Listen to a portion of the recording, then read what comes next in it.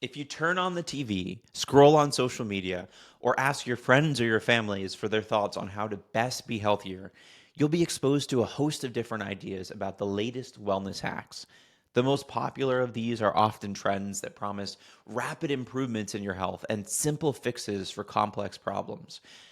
Now, while there can be incredible value in embracing aspects of wellness culture, it's important to understand that many of these so called healthy habits that were being recommended can actually backfire, quietly undermining the very things that they claim to promote. This is true for a number of different health outcomes, but it can be especially relevant when it comes to our brains. I'm Dr. Austin Perlmutter. I'm an internal medicine physician and I'm a brain health educator. And today we're exploring four popular wellness trends that may actually worsen your brain health. From food to supplements and social media influencers, this is a conversation we all need to be aware of when it comes to protecting our cognitive and our mental health. If you're interested in how to protect and improve your brain health, make sure you're subscribed to this channel. And as a reminder, this content is purely for educational purposes, and you should discuss any changes to your health plan with your healthcare practitioner. Each year, I attend some of the largest health food events on the planet. I see thousands of new products geared towards the health conscious consumer, promising everything from weight loss to improved brain function. Yet, many of these seemingly well meaning products are loaded with junk that has been linked to worse brain health, and in particular, they're packed with added sugar. So, this is the first of the topics that I want to get into. It's healthy, and I put healthy here in quotes, healthy foods that are actually ultra processed junk and often that are loaded with added sugar. The experience that I've had in terms of seeing this healthy food channel be saturated with products that contain added sugar and that are actually ultra processed is actually emblematic of a concerning trend in the healthy food sector. Many best selling products that are marketed as wholesome, whether it's beverages or granola bars or flavored yogurts, and especially cereals and other snacks, these are major sources of added sugar. Excessive added sugar intake has been linked to accelerated cognitive decline and risk for dementia. And to put that into context, in a recent UK Biobank analysis of over 200,000 people, they found that a higher dietary sugar intake, basically eating more foods with added sugar, that it was associated with a greater risk of developing dementia. Over time, high sugar diets can promote a host of different issues within our bodies and within our brains. One of those that I'm obviously quite concerned about is the connection between a unhealthy diet rich in added sugar and risk for neuroinflammation, inflammation within the brain. But we also know that an ultra processed diet rich in added sugar can increase things like oxidative stress, insulin resistance, and other forms of metabolic dysfunction in the body and the brain. These are key pathways within our brains that drive things like neuroplasticity, as well as our ability to form and maintain healthy memories. Almost all of the guidelines agree that we should be limiting added sugar and that we should be limiting our consumption of ultra processed foods. And it doesn't matter if that ultra processed food or the food with added sugar has a natural brand on it or if it's a conventional food that has been ultra processed. The key here is to mitigate and remove foods that are ultra processed and that contain high levels of added sugars. So, what does this mean? To put it clearly, our goal should be, when it comes to diet, to decrease our consumption of ultra processed foods and foods with added sugars. We know that, in particular, sugar sweetened beverages have a correlation with worse brain health, both mental health and cognitive health. So, what our goal should be is to mitigate or decrease the total exposure to these foods. And it doesn't matter if that food is organic or natural or you see it in a fancy grocery store. If that food has added sugar and if that food has been highly processed, it's probably not a great bet for your brain health. So the top takeaway here would be to read your ingredient list. Don't be bamboozled into thinking that just because a food is sold as something healthy, that it is. So read your ingredient list when you're purchasing a food and avoid foods, and in particular, avoid beverages with high levels of added sugars. Don't be misled by clever marketing or the veneer of health that has been put on these foods. Topic number two is going to be supplements. Now, supplements, as you probably know, massive industry. And one of the challenges with the supplement industry is that it has relatively poor regulation. The supplement aisle, the supplements you see in the grocery store or online, largely self-regulated. And so manufacturers are really just trying to make sure that these products contain what they say they contain, but even then, they may not do their diligence in ensuring that the products are of high quality, and you don't really get that much oversight. So, it is important to understand that many supplements can actually be at high risk of including contaminants. And when you think about the scale of how many people consume supplements, the scope of this potential issue becomes profound. And again, here we're talking about potential risks for the brain.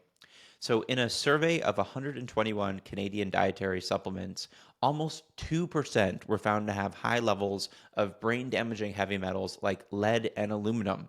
And in another analysis of about 7,000 women in the United States, they found that those using herbal supplements were actually found to have lead levels that were 10% higher than non users.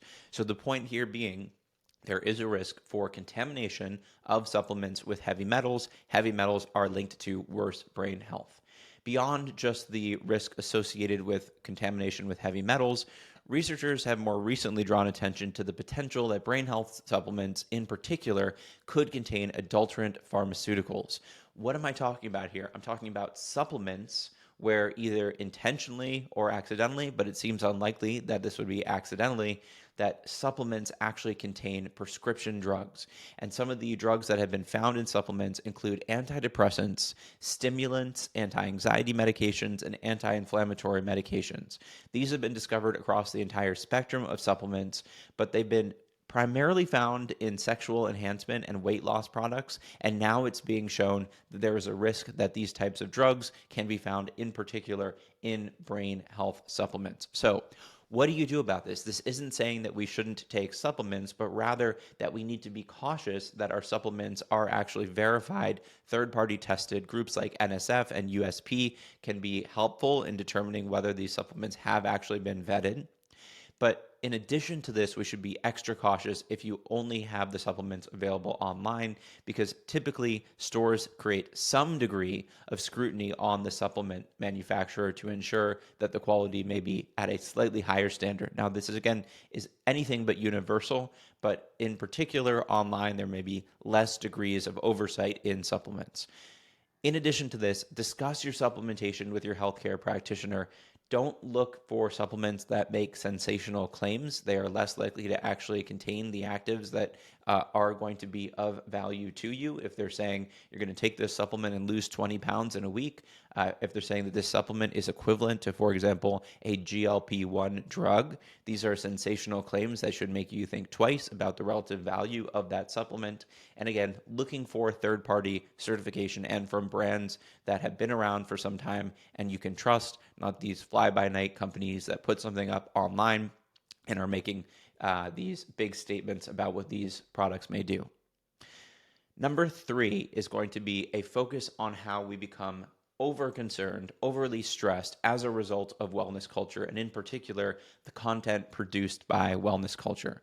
So again, I will say aspects of wellness culture can actually provide significant benefits, specifically because poor health has become the default and wellness provides an alternative to basically accepting that we are going to develop one or more chronic preventable diseases. But the extreme end of wellness culture can overemphasize unsustainable, unachievable, and otherwise impractical advice.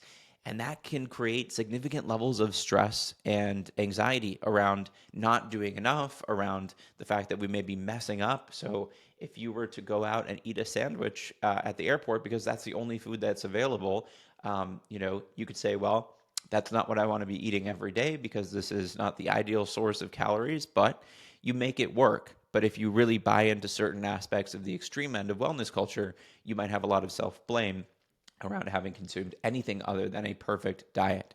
So an over focusing on perfection, on health, can actually lead to unhealthy habits, and that can create problems with overall health and with brain health. What we see now is with the rise of influencer culture, these unrealistic comparisons to other people become so challenging to avoid. Not only because they're literally everywhere, but because these photoshopped and, basically warped ideas of what people's lives look like become so realistic. And so we are all exposed each day to these photoshopped images, these hyperbolic lifestyles, and sensationalized health advice. Again, that is just not checked by any sort of regulatory agency. So we start to internalize these stories that are completely unrealistic and can make us feel bad about ourselves. Let's talk about how that in particular can influence our brain function. There's a newer description for a pathological obsession with eating healthy foods. It has a terminology, it's called orthorexia nervosa. And this is, in essence, a scenario in which we become so obsessed with only eating healthy foods that we wind up experiencing negative effects from not being able to function in a healthy way day to day. An unhealthy effort to eat perfectly can obviously promote things like emotional stress. At the extreme end, that can even promote malnutrition and other negative health implications, and us not being able to get the necessary nutrients to support healthy brain function. Beyond just this perfectionist tendency in terms of diet, there's the general theme of upward comparisons on social media. So, us opening up our social media, seeing these perfect people at some sort of a concert or at some sort of a wellness event, or basically, these people who have found a way to live in this idyllic place with their perfect kids. And that can very directly create problems for our mental health because we compare ourselves to them. We say, oh, look, they have perfect skin and I do not. They're in perfect shape and I am not.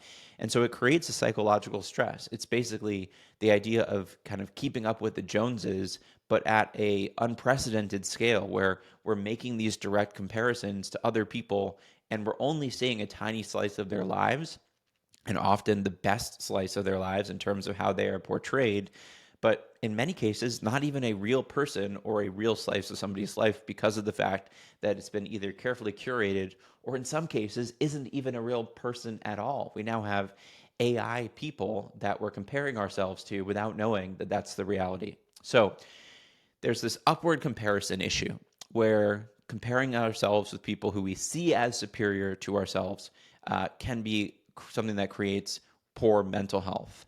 And whether it's a celebrity or some sort of a wellness figure or somebody else that seems perfect, we wind up with this real risk for our psychological state. This seems to be, based on more recent research, a bit of a bigger risk factor for women's mental health. A lot of content out there kind of goes after aspects of women in terms of comparison, in terms of physical comparison, in terms of idealized lifestyles. And so, what the research would say to date is that this upward comparison on social media may be of particular concern for women's psychological health.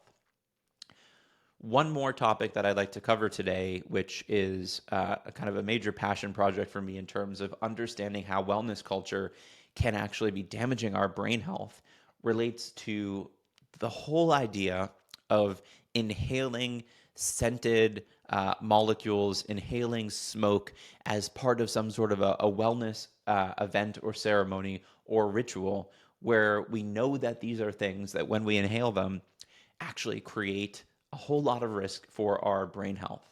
And so some of the best examples here, burning incense sticks and scented candles. These are things that have been historically, in the context at least of incense, used for thousands of years in various rituals. And I'm not trying to take away from the value of those rituals, but incense is a potent source of brain damaging air pollution. And as much as we might want to say, well, it's offset by the value we get in performing these rituals, we now have the data to show that there is no safe level of consumption of air pollution, in particular, particulate matter. And that is what incense generates so much of. Beyond incense, we know that there are reasons to avoid scented candles, that these candles, when burned and even when they aren't burned, are releasing a cocktail of airborne molecules called volatile organic compounds. And while some of these may not be much of a concern, there is, again, very little regulation over our exposure to these volatile organic compounds, or VOCs. And what's important to understand is it's not just the molecules produced by something like a scented candle or even an essential oil, but rather the secondary molecules produced when these molecules react with other molecules in our local environment. So, to come back to the central point here, incense sticks, scented candles in particular, but anything that is scented, whether it's an air freshener or some sort of a scented incense stick, these are things that have been historically associated with wellness.